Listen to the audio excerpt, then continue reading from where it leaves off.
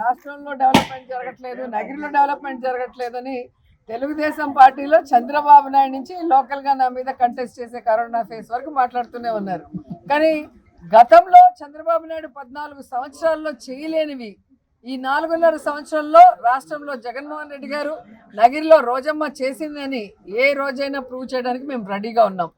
ఈరోజు ప్రతి పేపరు, ప్రతి టీవీ ఛానల్లో ఎవ్రీ డే ఏం డెవలప్మెంట్ జరుగుతుంది, ఏం వెల్ఫేర్ జరుగుతుందని చూస్తే వాళ్ళ కళ్ళకి కనిపిస్తుంది. కళ్ళుండి కళ్ళు కనిపించని వాళ్ళు అలాంటి వాళ్ళ గురించి మాట్లాడటం టైం వేస్ట్. ఎందుకంటే ప్రజలందరూ కూడా వైఎస్ఆర్ కాంగ్రెస్ పార్టీతో జగనన్న నాయకత్వాన్ని బలపరుస్తూ ఉన్నారు. కాబట్టి ప్రతిపక్షాల గురించి మనం మాట్లాడాల్సిన అవసరం కూడా లేదు.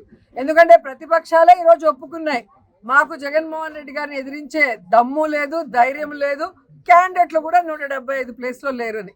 సింగిల్గా పెట్టుకోవడానికి లేదు, వీళ్ళు గుంపులుగా కలిసి వచ్చినా కూడా సీట్లు పెట్టుకోవడానికి 175 మంది దొరక్క గోతికాడ గుంట నక్కలాగా వైఎస్ఆర్ కాంగ్రెస్ పార్టీలో ఎవరినైనా మార్చితే, వైఎస్ఆర్ కాంగ్రెస్ పార్టీలో ఎవరైనా గొడవలు పడితే, వైఎస్ఆర్ కాంగ్రెస్ పార్టీలో సీట్ లేదని ఎవరైనా అలిగితే వాళ్ళని నయానో భయానో మరి ఏదో విధంగా డబ్బిచ్చో లేదా ఏదో ఒకటి చెప్పుకొని వాళ్ళని తీసుకెళ్ళి పదవులు ఇచ్చుకోవడమే తప్ప ఈరోజు తెలుగుదేశం పార్టీకి జెండా మోసినోడో లేదా తెలుగుదేశం పార్టీ మళ్ళీ అధికారంలోకి వస్తుందన్న నమ్మకంతో నాకు టికెట్ ఇవ్వండి అని అడిగేవాడు ఎవడూ లేడు.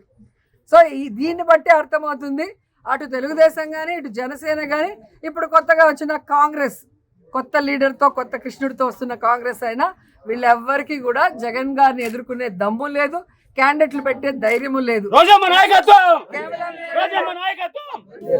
కేవలం జగన్మోహన్ రెడ్డి గారి మీద విషం చిమ్మే కార్యక్రమమే తప్ప ఈరోజు మేము సవాల్ చేస్తున్నాం, ఈ రాష్ట్రంలో ఏ నియోజకవర్గంలో అయినా, ఏ వీధిలో అయినా కూడా, ఏ పంచాయతీలో అయినా రండి, మీరు 14 సంవత్సరాలు ఏం చేశారు, ఏం చెప్పారు, మేము ఏం చెప్పాము, ఈ 4.5 సంవత్సరంలో ఏం చేసామో ప్రూవ్ చేస్తాం. సో మీరు ఈ రోజుకి కూడా 14 సంవత్సరాలు నేను చెప్పాను 3 మేనిఫెస్టోలు, ఈ మేనిఫెస్టోలో ఉన్నవన్నీ నేను చేశాను, నాకు ఓటేయండి అని అడిగే దమ్ము ధైర్యం నీకు లేదు.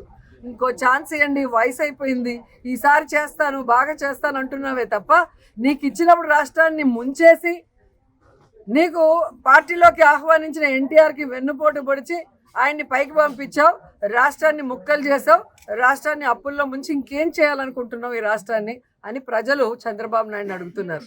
ఈరోజు జగన్మోహన్ రెడ్డి లాంటి మనసున్న నాయకుడు ఈ రాష్ట్రానికి ముఖ్యమంత్రి అయ్యాడు కాబట్టే ఈ 4.5 సంవత్సరాల్లో ప్రతి పేద కుటుంబం కూడా సంతోషంగా ఉంది, తన బిడ్డలకి చక్కటి చదువుని, తన కుటుంబానికి చక్కటి ఆరోగ్యాన్ని ఫ్రీ ఆఫ్ కాస్ట్తో క్వాలిటీగా అందించగలుగుతుంది, అలాగే గౌరవంగా సొంత ఇంట్లో ఈరోజు తన కాపురం చేసుకుంటుంది. అంటే అది ఆ కుటుంబానికి ఒక పెద్ద కొడుకులాగా జగనన్న ఆశీర్వదిస్తున్నాడు కాబట్టే జరిగింది అనేది ఇక్కడున్న ప్రజలందరూ కూడా ముక్త కంఠంతో చెప్తున్నారు.